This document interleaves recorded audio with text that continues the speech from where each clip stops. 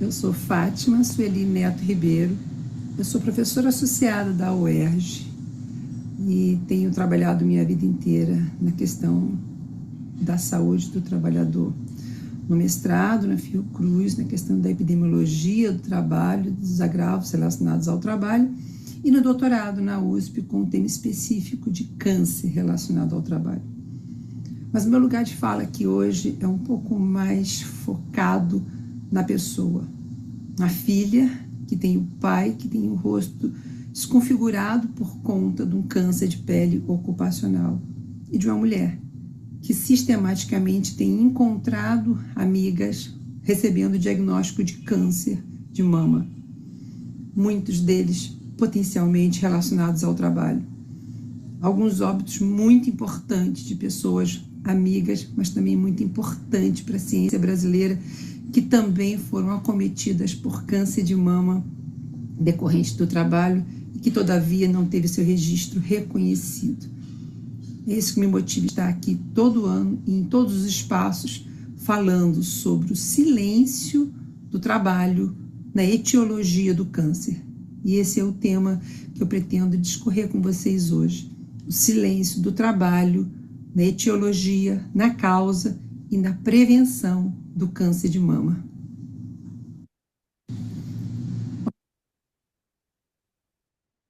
Na Universidade do Estado do Rio de Janeiro, eu coordeno o GEPEC, Grupo de Ensino e Pesquisa em Epidemiologia do Câncer, que agrega universidades do Brasil, da Colômbia, da Venezuela, e serviços de saúde, como Londrina e Muriaé, e alguns sindicatos, como dos comerciários e dos rodoviários.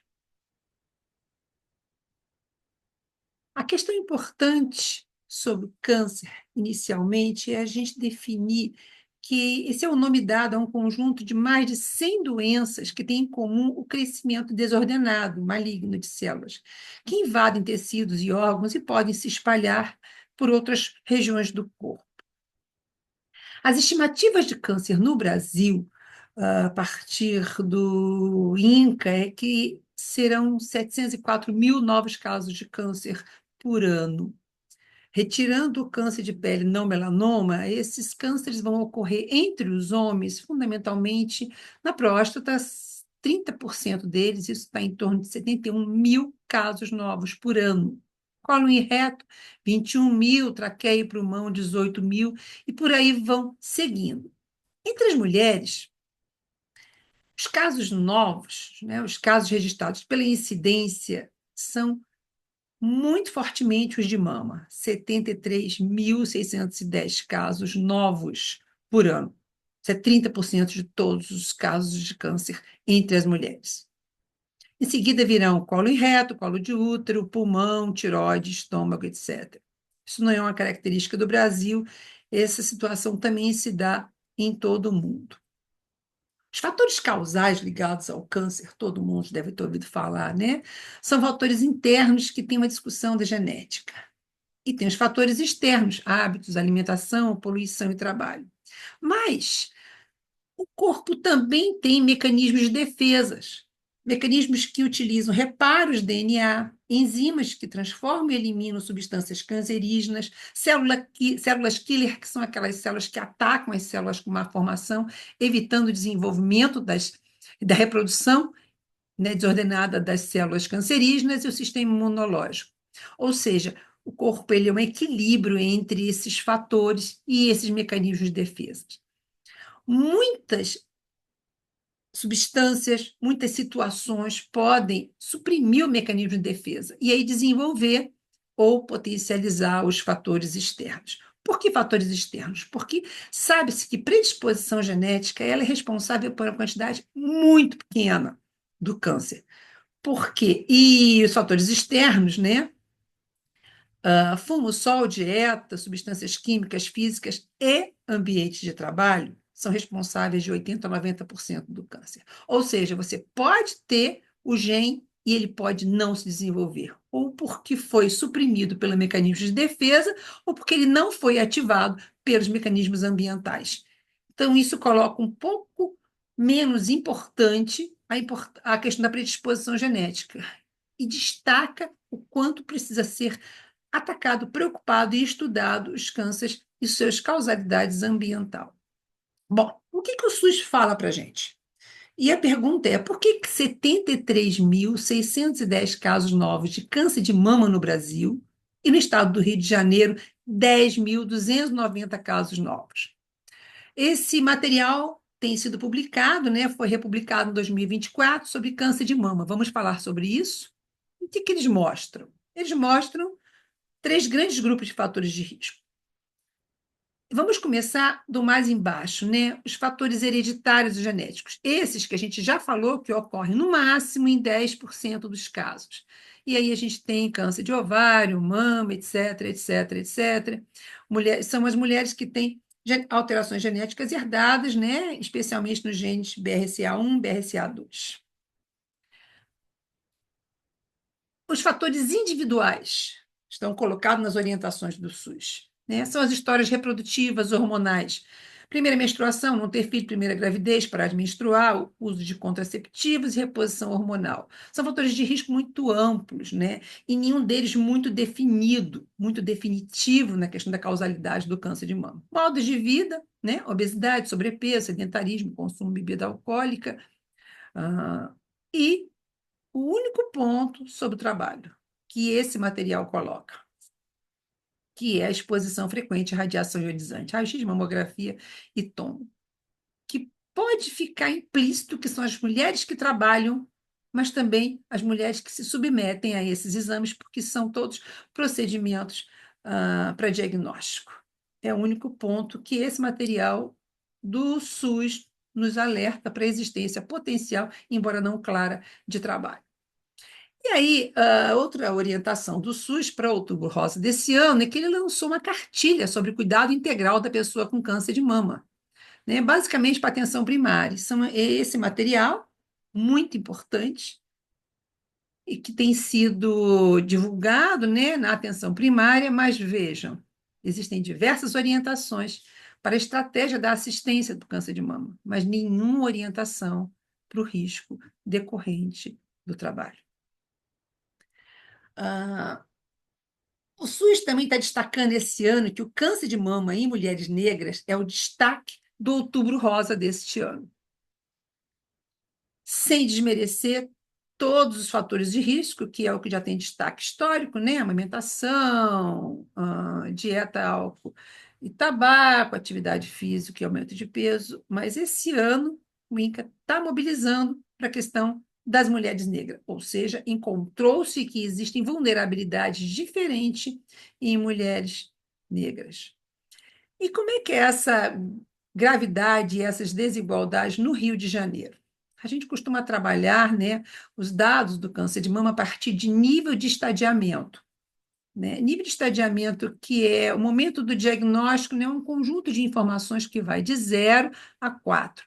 O estadiamento 0 é o menos grave, conseguimos diagnosticar no nível inicial, e o 4 é um estadiamento muito avançado, ou seja, as intervenções já serão muito graves, levando a químio, rádio, etc., e uma baixa sobrevida.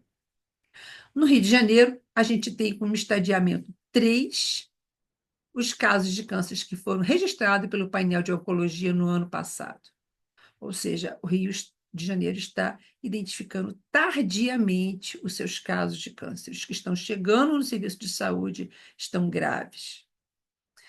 E isso já era sinalizado, né, quando a gente fala de mamografia, que é o método da prevenção precoce para o diagnóstico de mama, né? É o modelo que se recomenda para fazer a prevenção secundária, né? Porque a gente já identifica que está começando a acontecer o câncer.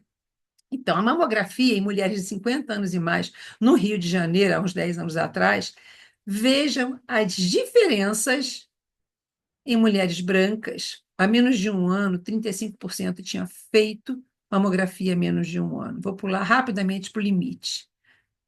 Mulheres que nunca fizeram mamografia, pretas e pardas. Ou seja, precisamos identificar vulnerabilidades diferentes a partir de outros fatores que não são genéticos. Precisamos falar de vulnerabilidade social e de diferenças socioeconômicos e ambientais.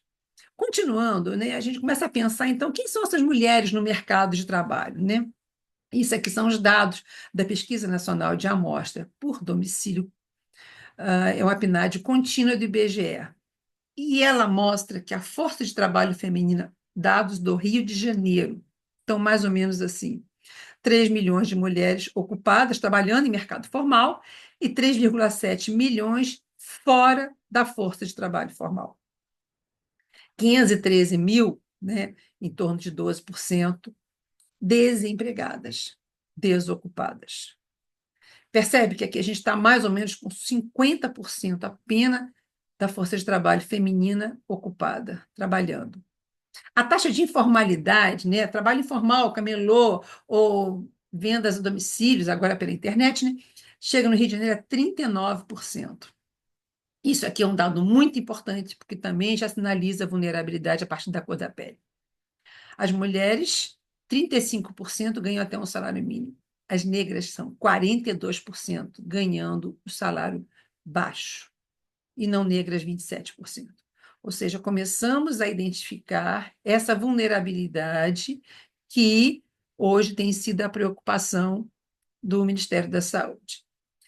As mulheres que não têm contribuição previdenciária, ou seja, não contribuem para a Previdência Social e que, se ficarem doentes, não poderão manter o seu salário, né, não poderão ter aposentadoria por doença comum ou por doença ocupacional, chegam a 37% das mulheres no Rio de Janeiro.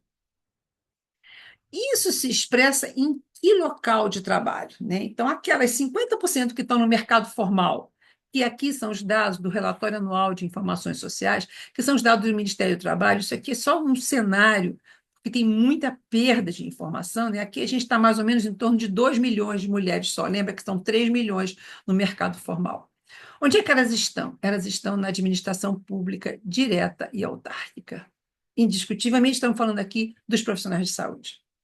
Em seguida, a gente tem setor de alimentos e bebidas, né? Oh, desculpa, aqui comércio varejista, com 14%, e serviços técnicos profissionais, com 14%. Entre os homens, são os serviços técnicos profissionais, onde tem mais homens ocupados no setor formal, em seguida, também administração pública, comércio varejista. Aqui estão as mulheres no mercado formal de trabalho. E voltando aqui à questão da gravidade e da desigualdade e o modelo que está sendo tratado hoje, importante, né? Porque o governo traz que o INCA investiga por que tem mais casos de câncer de mama agressivo nas mulheres negras. Então, apontaram esse ano, né, alguns dados e algumas pesquisas. As mulheres negras têm 57% de chance a mais de morrer de câncer do que as brancas. Entre as pardas, essa probabilidade é de 10%. Essa pesquisadora, Sheila Coelho Soares Lima, do INCA, mostrou e anunciou nessa entrevista que uma análise molecular mostrou alterações específicas de negras. E é nesse achado que eles estão explorando os estudos nesse momento. Além de avaliações conjuntas de fatores diferentes, os estudos visam fazer uma análise específica do ponto de vista genético. Ou seja, a perspectiva da diferença, da gravidade do câncer em mulheres negras tem sido um olhar do ponto de vista genético. Mas fatores comportamentais e ambientais, como menor acesso ao serviço de saúde, diagnóstico de doença avançada, dificuldade de completar o tratamento, que podem ser pouco eficazes, também são levados em conta. Então, não obstante a sinalizar a vulnerabilidade das mulheres negras, elas estão sendo analisadas a partir das diferenças genéticas. E as diferenças no trabalho continuam sendo ignoradas. E não ignorar esses dados é muito importante. Aqui um resumo muito sintético de quem são essas mulheres, né, segundo a cor de pele. As mulheres negras são 50%, entre as mulheres negras, 52% participam no mercado de trabalho, entre as brancas são 54%. 43% das mulheres negras estão em trabalho informal, e isso é superior à média nacional no ano de 2022. As mulheres negras ganham menos da metade do salário dos homens brancos e ganham 60% das mulheres brancas. Em cargos de liderança, as mulheres negras ocupam 2% das funções de liderança, enquanto as brancas 4,7%. Microagressões são frequentemente sujeitas a comentários e comportamentos ofensivos e discriminatórios no trabalho, não raro desqualificadas, as mulheres negras. E posto de trabalho inferior, sabe-se que limpeza, manutenção, tipo de trabalho com maior exposição a cancerígenos e outros tipos de riscos ocupacionais são ocupados por mulheres e homens negros, aspas, não qualificados. Essa é a diferença que não tem sido discutida quando se fala de câncer, particularmente de câncer de mama em negros. E por que a gente traz o tema de câncer relacionado ao trabalho? Porque o conceito é esse. Ele é uma exposição a agentes cancerígenos, químicos, físicos ou biológicos, no ambiente de trabalho. Isso é um câncer relacionado ao trabalho.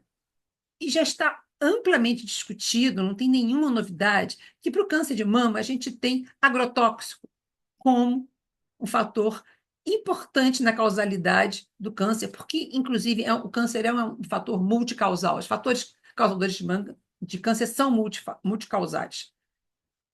No trabalho, o agrotóxico tem que ser destacado. Radiação ionizante. Aqui à direita, o hidrocarboneto policíclico aromáticos, que são hidrocarbonetos com forma mais complexa, mas que podemos simplificar em benzeno, que é presente em solventes, na gasolina. E para esse momento é fundamental falar de trabalho noturno. Precisamos falar de trabalho noturno, porque isso vai afetar de forma muito importante as mulheres que trabalham nos serviços de saúde. Esse postzinho temos divulgado todo ano. O GPEC divulga esse post dizendo que no Outubro Rosa o trabalho também causa câncer de mama. Os trabalhos noturnos, nas suas variâncias, profissional de saúde, empresas que giram 24 horas de produção, comissários de bordo e a exposição a agrotóxico, a benzeno e a radiação ionizante. Bom, esses dados, eles têm muito pouco estudo no Brasil, mas a Suécia, a Finlândia e a Dinamarca já mostraram desde o ano 2000 que 73% dos casos de câncer de mama se relacionavam a fatores ambientais, ou seja, destacando a questão ocupacional. Na América do Norte e na Europa, o plantão noturno foi associado a um aumento de 32% do risco de câncer de mama. E esse risco ele aumentava com o tempo no trabalho. Para cada 5 anos com trabalho noturno, o risco de câncer aumentava 3%. E por que a gente fala de trabalho noturno? Qual é a relação que existe entre trabalhar à noite e câncer de mama? Isso me tem sido muito perguntado e eu vou usar esse slide só para dar uma explicação muito rápida, né? Sabe-se claramente que o ritmo circadiano, que é aquele ritmo de que de dia você está ativo e à noite você precisa descansar, entre outras coisas, para produzir hormônios próprios da noite, né? O trabalho em turnos alternantes ou fixo, quer dizer, sempre trabalhar à noite, ou trabalhar uma semana de dia, outra semana de noite, um mês de dia, outro mês à noite, isso é um trabalho alternante. Esses trabalhadores estarão sujeitos à desregulação desse ritmo circadiano. A exposição à luz durante a noite desregula esse ritmo circadiano, que pode alterar a balança entre os fatores que promovem e inibem a divisão celular. Lembra que câncer é uma divisão celular descontrolada. Muito relacionada à privação do sono e o hormônio melatonina, né? A privação do sono interfere na produção de melatonina. E a melatonina, por sua vez, reduz o ritmo cardíaco da digestão, reduz a temperatura e estimula o sistema imunológico, se ela funcionar, ela alterada. Ele é um poderoso antioxidante. Ele atua na regulação do estado de vigília e sono, aumenta a mobilidade e a atividade das células de defesa.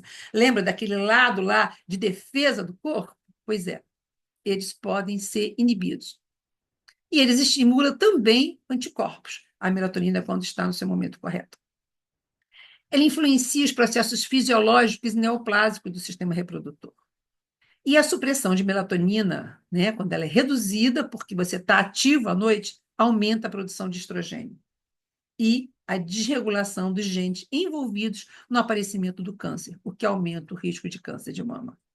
Ou seja, isso aqui rapidamente explica por que trabalho à noite aumenta o risco de câncer de mama. As medidas de prevenção para isso a partir do trabalho. Não existem níveis mínimos de exposição, seja tempo ou seja dose para câncer.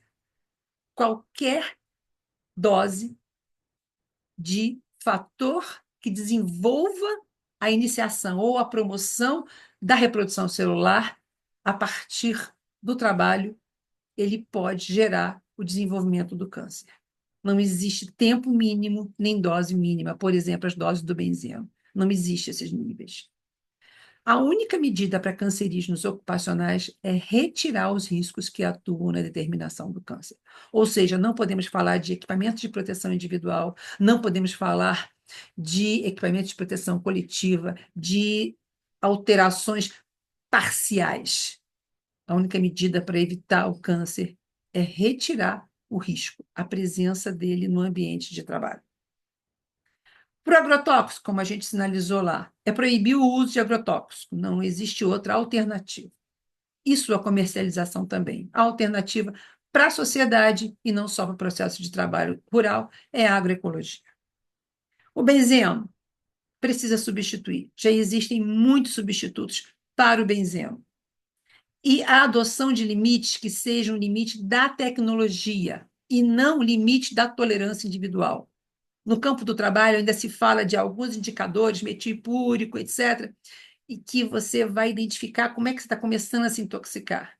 Mas se a gente não tem nível mínimo de exposição que garanta que você não vai desenvolver o câncer, não é possível aceitar limites individuais para os quais você fique exposto a cancerígenos. Ou seja, a gente tem que trabalhar com a tecnologia mais limpa, mais apropriada e mais eficiente para que não se tenha exposição humana. E as medidas, nesse caso, são todas coletivas.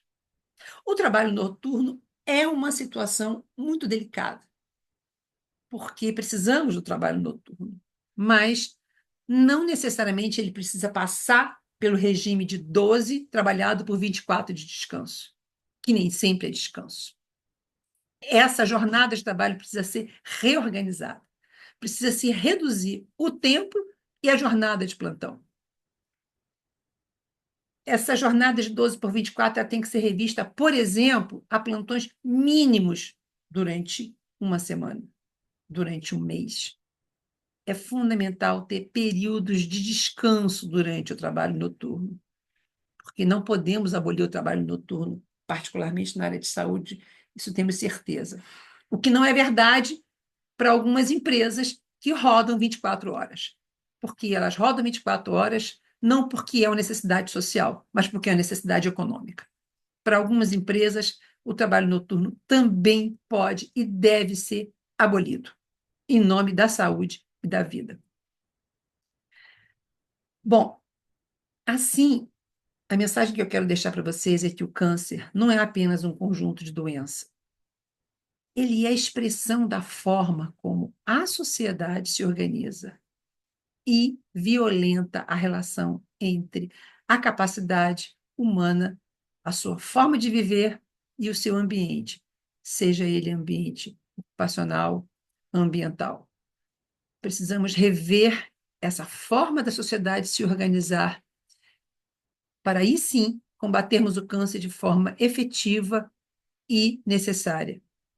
Somente assim será possível falar de prevenção de câncer e de um outubro realmente rosa, e não um outubro rosa que só traga medidas de prevenção, culpabilizando a mulher por não fazer sua mamografia, por não ter tempo, ou buscando causas genéticas, que já está claro de que elas são o menor dos problemas. Todos os fatores ambientais precisam ser atuados em conjunto. Muito obrigada pela oportunidade.